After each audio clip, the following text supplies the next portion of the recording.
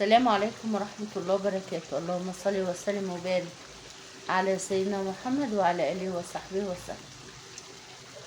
ازيكم عاملين ايه؟ وحشتوني والله.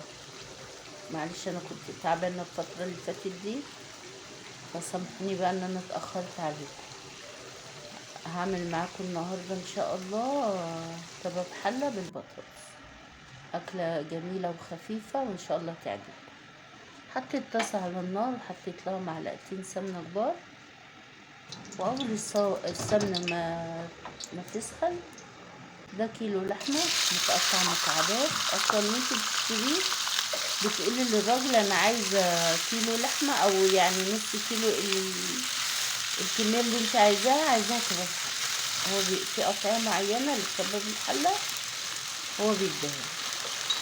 جبتها بقى وهو كان مقطعها لي مكعبات صغيره زي كده، وحطيتها مع السمنه اللي بعد السمنه ما سخنت، وحطيت لها معلقه كبيره ثوم مفروم، او لو في ثوم صحيح حطي شويه كده، راس ثوم صحيح.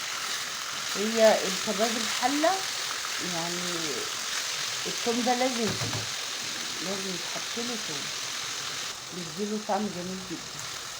هشوح بقى الثوم مع اللحمه لغايه لما احمرها كده في السمنه زي ما انتم شايفين كده. بعدين احط لها التوابل، فلفل اسود وبهارات، بهارات لحمه 7 بهارات، ولورا مطحونه وحبهان وكزبره، شويه كزبره كده بتدي ريحه برضه حلوه.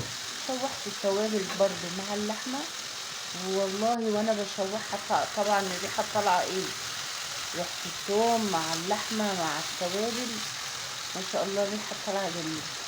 اتحمرت اهي اللحمه في السمنه، لازم تتحمر التحميره دي في الاول.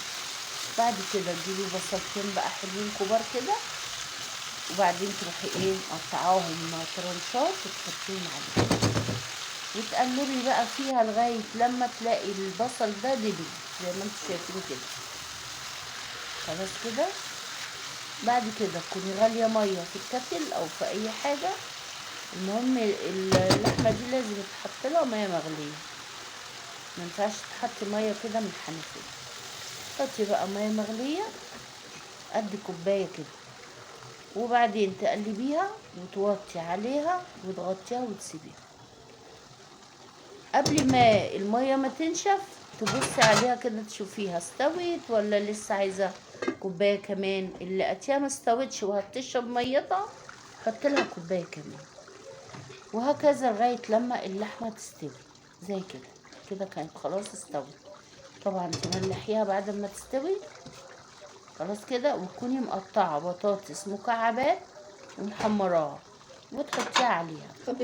بعد ما اللحمة بتستوي اوعي تحطي البطاطس قبل اللحمة ما تستوي، عشان اللحمة لو البطاطس لو اتحطت وهي اللحمة بتاخد سوا هتتهري، مش هتبقى حلوة. هتقلبيها تقليبتين كده، تسيبيها بس كده تقليبتين بس. البطاطس بقى هتاخد من طعم اللحمة، والطعم بيبقى في منتهى الجمال والله العظيم. الطريقة دي في الكباب حلة طريقة جميلة وفي منتهى الجمال. وغمسي بقى بعيش واعملي سندوتشات وكلي بقى وعيشي حياتك. عايزة تعملي بقى جنبيها رز بشعرية، رز ابيض، دي بقى براحتك. احنا عن نفسنا بنحب نغمسها بالعيش، بتبقى تحفة. ويا ريت الطريقة تكون عجبتكم، وما تنسونيش بقى بالاشتراك واللايك. والسلام عليكم ورحمة الله وبركاته. بألف هنا وشفا. مع السلامة.